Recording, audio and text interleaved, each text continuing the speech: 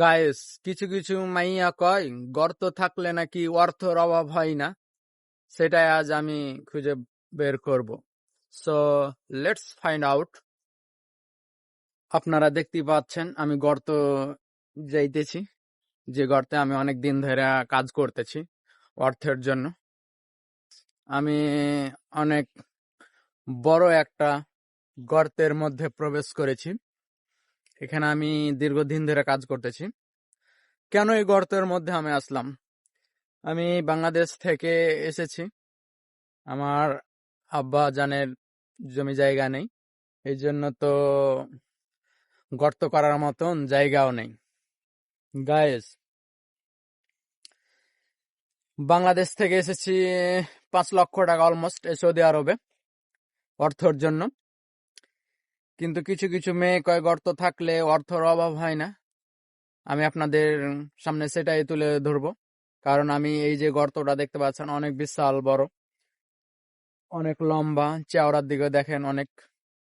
কিন্তু প্রায় অলমোস্ট 3 মাস ধরে কাজ করার পরেও আমি এখানে কোনো অর্থ খুঁজে পাই নাই। কিন্তু কিভাবে বলে মেয়েরা অফলাইন অনলাইনে এসে গর্ত থাকলে তাদের অর্থের অভাব হয় না? আসলে তারা নারী না MAGI, সেটাই আপনারা কমেন্টে বলে যাবেন। ওকে গাইস, দেখেন ফাইনালি আমি গর্তের মধ্যে প্রবেশ করেছি। এখানে দীর্ঘদিন ধরে আমি কাজ করি, কনস্ট্রাকশনের কাম করি। আমি সৌদি আরবে অলমোস্ট 6 বছর ধরে রয়েছি। তো 13-14 বছর বয়সে বিদেশে এসেছি। এদিকে 6 মাস আমার ফিনিশ সৌদি আরবে, এবং বয়সও হয়ে গেল 25-26।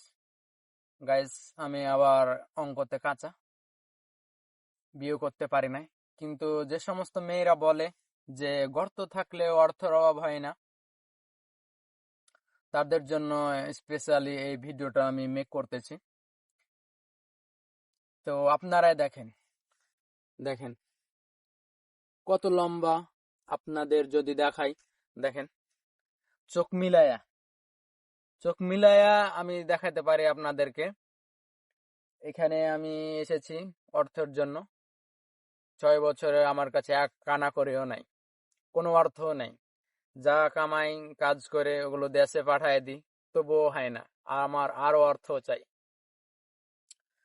চোখ মিলাইয়া, হাত বুলাইয়া, তবুও আমি কোনো অর্থ পাই না এখানে।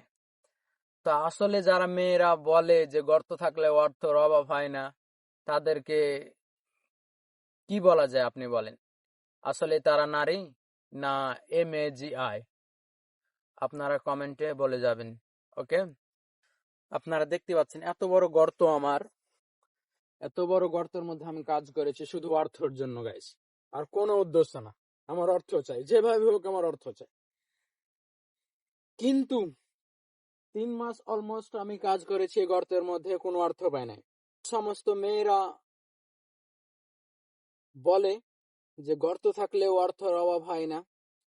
আসলে ওই সময় আমার মনে কিন্তু কোনো প্যাচ ছিল না, কারণ আমি ধরতে পারি নাই, কারণ আমার বুদ্ধি একটু কম।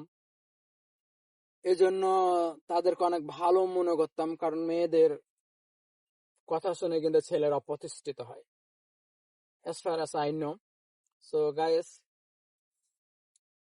তবে মেয়ে মেয়ের মধ্যে ফারাক আছে, এটা আপনারা অবশ্যই বুঝিয়েন, আমার মতন ধরা খাইয়েন না। এই যে আমি সৌদি আরবে এসে দেখেন এই গর্তের মধ্যে কাজ করেছি অর্থের জন্য, কোনো অর্থ পায় নাই। আপনাদের কথা দেখালাম চোখ মিলায়া, হাত মিলায়া, আমি কোনো অর্থ পাই নাই এখানে। এই জন্য আপনাদের উদ্দেশ্য বলতেছি, আপনারা ধরা খায়েন না, সব মেয়েদের কথা বিশ্বাস করে নিজের পরিশ্রম, নিজের যৌবন শেষ করেন না। কারণ কোনো ভালো মেয়ের কথা এটা হইতে পারে না। আসলে আমি তো বললাম যে তারা আসলে নারী না অরিজিনালে সাহাবাগী, চাইতে গেলে হিস্সা হয়ে গেল বেশ্যা। আমার কাছে মনে হয় এটাই, তারা কোনো নারীর মধ্যেই পড়ে না। বাংলাদেশেই একমাত্র দেশ যেখানে সাহাবাগী নারী পাওয়া যায় লাইসেন্স চাই বেশ্যার জন্য। আপনাদেরকে যদি আমি দেখাই পুরোটা, দেখেন অনেক বিশাল বড় গর্ত। ওকে, এই গর্তের মধ্যে এতদিন কাজ করেছি, অর্থ পাওয়ার তো দূরের কথা, সোনা রূপা আরো থাকে না খনিজ পদার্থ, আমি কোনো কিছুই পাই নাই। দেখেন বিশাল বড় গর্ত, এই গর্তের মধ্যে কোনো অর্থ নাই। তবে যে সমস্ত মেয়েরা বলে যে গর্ত থাকলে অর্থের অভাব হয় না, আসলে ভাই তাদের কাছে আমার একটাই প্রশ্ন, যে আমার এই গর্তের চেয়ে কি তাদের গর্ত লম্বা চওড়া কোন দিকে? আমি এত বড় গর্তের মধ্যে কাজ করে অর্থের জন্য কোনো অর্থ পাইলাম না, তারা কিভাবে বলতে পারলো একটা মেয়ে হয়ে গর্ত থাকলে অর্থের অভাব হয় না? তো আপনারা কমেন্টে বলে যাবেন। ভিডিও ভালো লাগলে কমেন্ট, শেয়ার, লাইক করে যাবেন। ওকে গায়েস, আসসালামু আলাইকুম।